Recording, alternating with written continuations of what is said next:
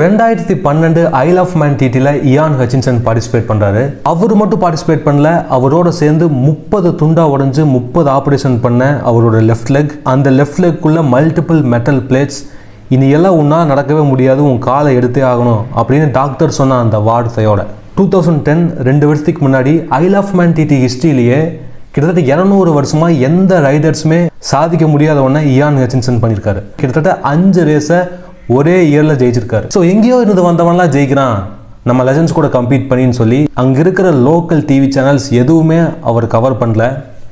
So அவரும் just like that அந்த கப்பை வாங்கிட்டு போயிட்டே இருக்காரு.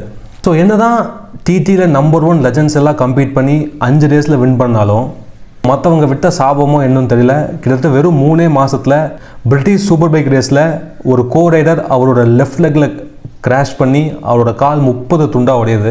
அந்த டைமில் அங்கே இருக்கிற எல்லா டிவி சேனல்ஸும் இனிமேல் இயான் ஹச்சின்சனால் ரேஸ் பண்ண முடியாது, அவரோட மோட்டார் சைக்கிள் ரேசிங் கரியரே முடிய போன்னு சொல்கிறாங்க.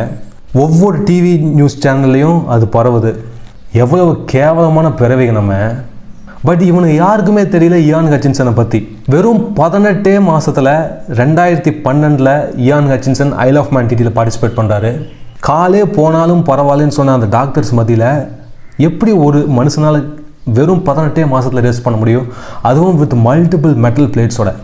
16 Isle of Man TT wins, multiple போடியம்ஸ்னு இன்றைக்கி கிட்டத்தட்ட ஐல் ஆஃப் மேன் டிடி லெஜண்ட்ஸாக இன்றைக்கி இருக்காரு இயான் ஹச்சின்சன்.